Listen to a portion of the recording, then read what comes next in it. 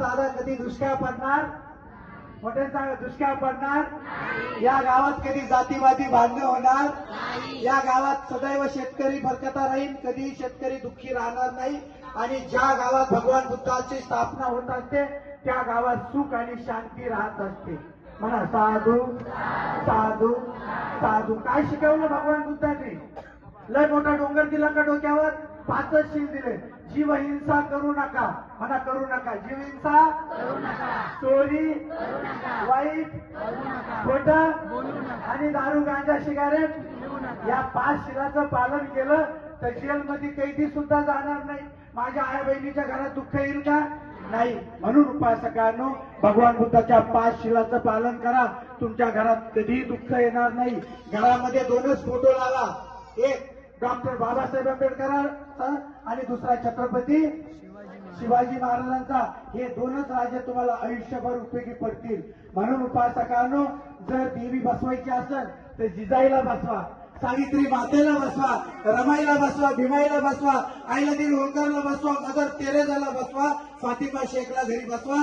तेव्हा या मुली कलेक्टर बॅरिस्टर होतील. आज तुमच्या लेकराला नारळ कसं फोडावं शिकवायची गरज नाही. आज तुमच्या लेकराला आई बापाला कसं जीव लावावं हे शिकवणं गरजेचं आहे. एवढे मुलं मोबाईल दाखवल्याशिवाय पोटात भाकर जात नाही. काय संस्कार केले तुम्ही तुमच्या लेकराला? आजपासून सर्व मातांनी लक्षात ठेवायचं. रडला तरी चालत, पण तुमच्या लेकराच्या हातात मोबाईल द्यायचा नाही. तुम्हाला माहितीसाठी सांगतो, मोबाईल कुठं तयार होतो माहितीये का? चीनला. परंतु तिथं मुलांना मोबाईल वापरायला परवानगी नाही. जिथं मोबाईल बनतो तिथं मुलांना मोबाईल वापरायची परवानगी नाही. आणि आपले मुलं रात्री 12 वाजेपर्यंत कार्टून इंस्टा पाहत बसतात आणि आपल्या शिक्षणाला वेगळं वळण लावतात. म्हणून उपासकांनो, चांगलं वागा, चांगलं जगा. हे अग्रीमेंट आहे 70 वर्षाचं. हे एक दिवस आपल्याला खाली करायचंच आहे. म्हणून हे जातीवाद, अॅट्रॉसिटी, हे गावातले भांडणं सोडून द्या. शेजारी पाजारी मराठी समाजाचे घर असतात. आपलं मेल्यावर कोण धावून येतात? बोलत राहा. आपलं मेल्यावर कोण धावून येतात? कशाला पाहिजे अॅट्रॉसिटी? कशाला पाहिजे जातीवादी भांडणं? म्हणून सर्वांनी हे सगळं सोडून द्या. थोडे दिवस आहे. आम्ही सुद्धा आश्रमात जाऊ, आमचा सुद्धा भरोसा नाही. आणि तुम्ही सुद्धा इथून मिरजेच्या बाहेर जातात, तुमचा सुद्धा भरोसा नाही. आजपासून शेजाऱ्यासंग भांडायचं नाही. आजपासून जातीवाद विसरून जायचा. आणि कधी इतर समाजासंग जातीवाद करू नका. कधी मृत्यू येईल सांगता येत नाही. माझी सर्वांना हात जोडून विनंती, सुंदर असं बुद्धविहार झालेलं आहे. हे यासाठी झालं की गावात जर तुमचे मतभेद असतील तर आजपासून तुमचे मतभेद विसरून जायचं. तुम्ही जर कुणासंग बोलत नसेल तर हात जोडा. भाऊ, मी बोलत नव्हतो, माझं अज्ञान होतं, मला माफ कर. बोला.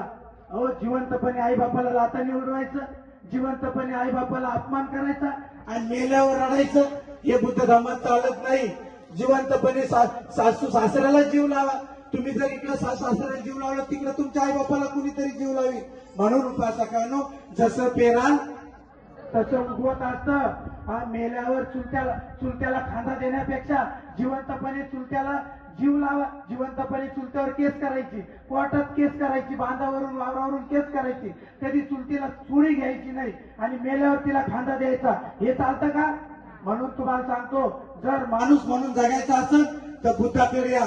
आणि बुद्ध विहारात जाताना कुणी दारू पिऊन जायची नाही. बुद्ध विहारात जाताना कुणी तंबाखू खाऊन जायची नाही. बाबासाहेब कधी दारू प्यायचे का? मग आपल्या लोकांच्या खिशात काय तंबाखूच्या पुड्या दारू? या तोंडातून जर बाबासाहेबांचं नाव घ्यायचं असेल, या तोंडातून जर छत्रपतीचं नाव घ्यायचं असेल तर तोंडात तंबाखू पाहिजे का? मी रस्त्यात चालू तरी म्हणतात भंतीजी जय भीम जय भीम. भंती समोर तंबाखू खातात. उपासकांनो, बाबासाहेबांची 4 मुलं तुमच्यासाठी मरण पावली. किती मुलं? म्हणा. राजरत्न, गंगाधर, हिंदू आणि रमेश. औषधा पाण्याविना मेले.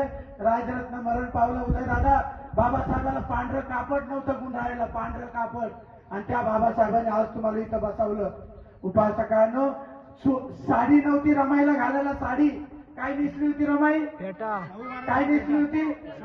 शाहू महाराजांनी दिलेला फेटा नेसली होती. आणि आज तुमच्या कपाटामध्ये साड्या ठेवायला कपाट उघडलं का बघा बघा. म्हणून उपासकांनो, रमाईचे उपकार आहे तुमच्यावर. म्हणून तुम्ही बाबासाहेबाला विसरू नका, रमाईला विसरू नका, जिजामाताला विसरू नका, छत्रपतींना विसरू नका. चांगलं जगा, चांगलं वागा. उपासकांनो, पुन्हा एकदा सर्वांना खूप आशीर्वाद देतो. आम्ही आज आमचं उपोषण झालं, 12 वाजून गेले, 1:30 वाजला. आम्ही आता फक्त फलाहार खाणार आहोत. आम्हाला समाधान झालं की या गावात धम्मरथ गेला आणि या गावात भगवान बुद्धाचे पाय लागले. आमचं जेवण सगळं पूर्ण झालं. म्हणून तुम्हाला सांगणं आहे, चांगलं वागा, चांगलं जगा, कुणाला दुःख देऊ नका. गावात भांडणं मुळीच करू नका, वारंवार भांडणं करू नका. मी तर म्हणतो मराठी समाजाने सुद्धा आपल्या घरात बाबासाहेब लावले पाहिजे. कारण 340 कलम, उदय दादा, 340 कलम बाबासाहेबांनी पहिलं मराठा समाजाला दिलं आणि नंतर 341 कलम तुम्हाला दिलं. म्हणून माझं तुम्हाला हात जोडून विनंती आहे, बाबासाहेबाला विसरू नका, छत्रपतींना विसरू नका. चांगलं वागा, चांगलं जगा. ही दुश्मनकी सोडून द्या.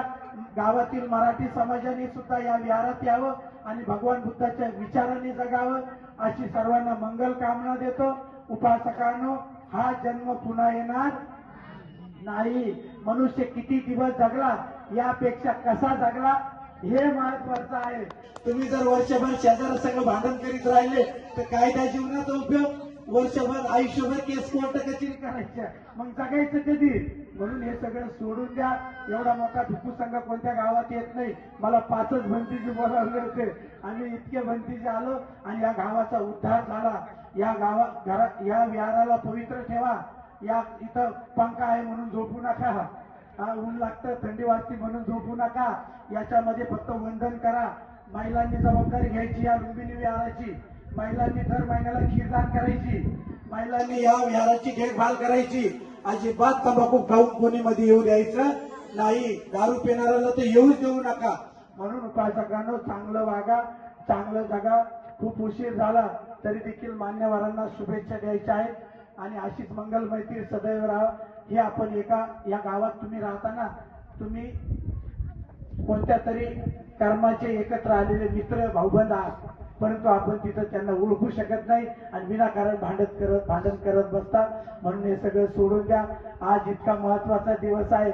सम्राट अशोकांनी धम्मचक्र परिवर्तन केलं आणि बाबासाहेब आंबेडकरांनी 7 लाख लोकांना घेऊन त्या नागपूरला धम्मचक्र अनुप्रवर्तन दिन म्हणून साजरा केला. उपासकांनो, बाबासाहेबांनी सुंदर असं जीवन दिलं आपल्याला आणि त्याचं तुम्ही पालन करा.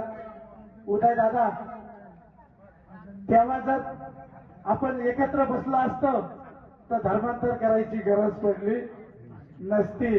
म्हणून असो, अजूनही वेळ आहे. सगळ्यांनी एका विचाराने राहा. जातीवाद सोडून द्या, मीपणा सोडून द्या, फुगीरपणा सोडून द्या. तर चांगलं वागा, चांगलं जगा.